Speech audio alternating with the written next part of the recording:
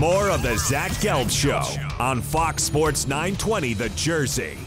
All right, welcome back in to the Zach Gelb Show right here on Fox Sports 920 The Jersey. 5:17 is the time for the Princeton Orthopedic Associates Studios. The big news today, Phil Jackson is out as the president of basketball operations in the New York Knicks organization. With 2 years left on his contract, he'll get all that money from the contract. And I was reading an article today by Mike Vaccaro of the New York Post. It was an excellent job with some good analogies in there, and we're going to bring on Mike right now. Mike, appreciate the time. Thanks for it, and how are you? I'm doing well, Zach. How are you? Well, I'm doing great, and we appreciate you coming on. So when you saw the news this morning, what was your first reaction with Phil Jackson being out with the New York Knicks? Well, it happened so early, I wasn't quite sure that I was awake. I woke up right away, and I saw that, and I thought it was an Onion article or something like that. It was the Willie Randolph Memorial firing, I guess, at the middle of the night. You know what? It was surprising, but not stunning, I guess. I mean, surprising that James Dolan had expressed such complete faith in Phil only a couple of months ago. And usually when Jim Dolan makes up his mind to that degree, he doesn't come off it, especially when it comes to his sports teams. And Glenn Sather and Isaiah Thomas are two great examples of that, guys he stayed with long past the point where I think most of his public was behind him. But, you know, not stunning because, look, I mean, he's had a terrible tenure, for one. It's the kind of tenure that gets a man fired after 3 full years. But also, you know, it just seems the way he's done it has been so petulant, so odd. Going after his, you know, first Carmelo Anthony publicly, you know, now taking a fight with Kristaps Porzingis. The fact that he first extended Carmelo and gave him that onerous no-trade clause. I mean, he's done just about everything wrong you can do as an executive, except pick, you know, Kristaps Porzingis in the draft 2 years ago, and then he was putting him on the trading block last week during the draft. So a lot of those things can, I think, make an owner shake his head and wonder what's going on in the president's office. And so from that standpoint, I guess it's hard to say that it was that stunning, even though it was surprising because of the support that he had from the owner. I was very surprised by it because I thought you would have to go through this dreck for 2 more years just with what Dolan was saying, like you alluded to. But also, Phil Jackson was that shield for James Dolan, who's not a popular figure, and I was surprised that he said, okay, let's move that shield out of the way and let him go.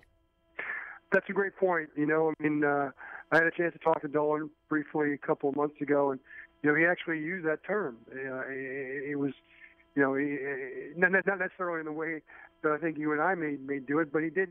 You know, as long as Phil Jackson was in James Dolan's employ, there was no way anybody could accuse him of meddling with his team.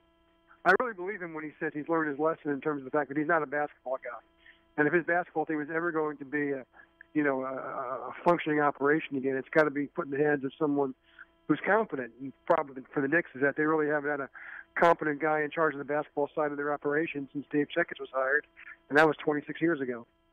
Mike Vaccaro with us right now from the New York Post. I loved your article today when you were talking about how if you had a tooth problem, you go to a world-renowned dentist, but if you have a heart problem, you don't hire that world-renowned dentist to fix your heart problem. So with that being said, that's what the Knicks did here with Phil Jackson. They bring in a legendary coach, and he turned into someone that was incompetent with this organization. I wasn't a big fan of it. I know that you liked the move at the time. With that being said, to look how incompetent he was with it, how do you explain that level of him just being so incompetent with the organization? Well, I think, you know, if you want to really delve, I know that Red Auerbach used to draw blood by talking about how, you know, Jackson was a great coach, but he never built anything. And I think it bothers Phil to have this notion that he was, you know, a great coach, but who was provided with great players by the Jerrys, by Jerry Krause, by Jerry West, and also it can't. I don't think he was comfortable by seeing Pat Riley go on to a second chapter of his career. You know, not only being a great coach, but now, you know, winning a couple of championships independent with him not anywhere close to the bench.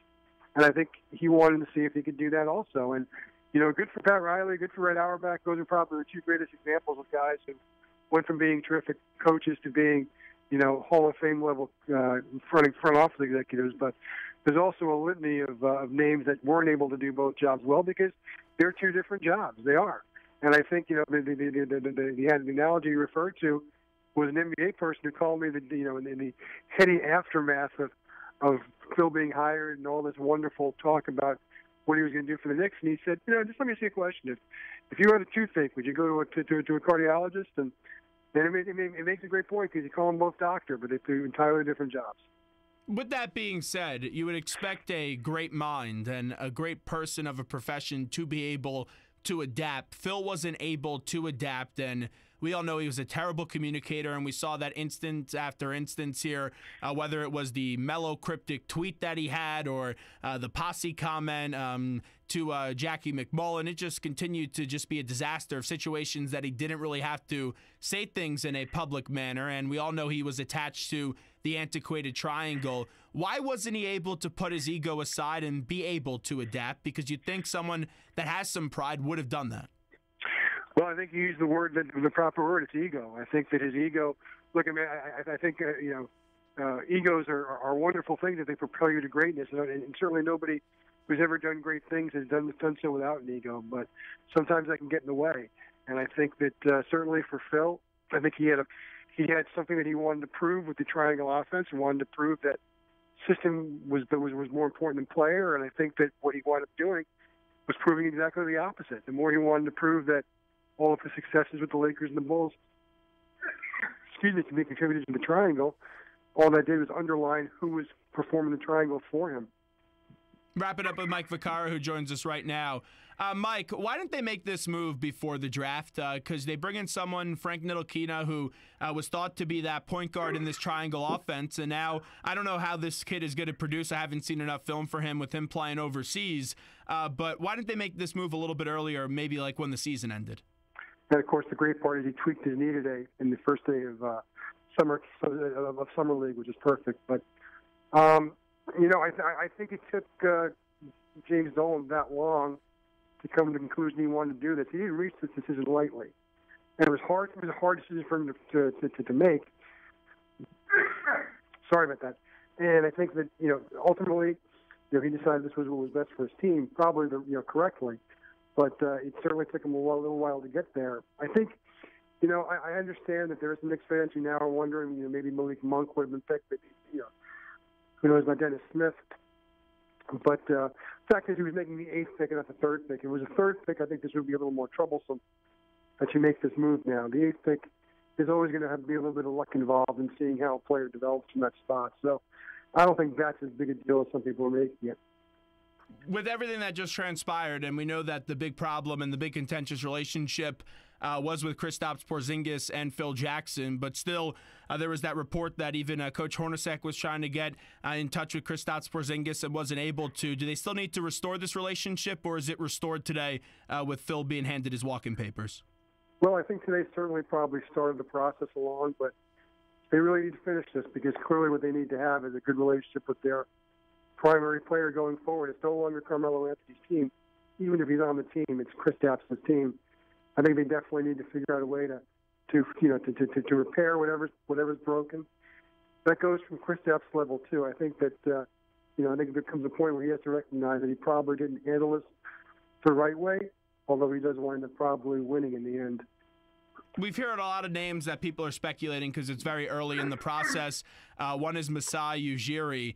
Who are some names that you're hearing? Who are some guys that you would like to see be the next president of the New York Knicks? Yeah, that's the one that's kind of hard to stop thinking about, only because New York fans have kind of seen his work up close and personal, both in terms of the 2 deals he made, one for Carmelo where he fleeced Knicks for several players, and the one for Barjani where he wound up with a draft pick for a terrible player. So, but beyond that, I mean, look, it's easy to say that the Knicks saw his work up close, and that's why they would hire him. But I think anybody who's seen his work both in Denver and in Toronto realizes this is a great commodity. And if it's not going to be him, it's certainly the kind of guy the Knicks have to hire. I mean, they've gone after just about every manner and form of executive you can, from celebrity in Isaiah Thomas, to the big name in Phil Jackson. What they need is a basketball guy, and I think they have to identify who that is. Do you think the league would have a big influence in this? Do you think they'll try to direct the Knicks in a direction here? I think they'll probably try and make sure he stays on point, but I think they like to try and keep their hands out of it, especially the Knicks, because it's just so high profile. You got it, Mike. Hey, we appreciate the time. Thanks so much. I appreciate it. Thanks, Zach.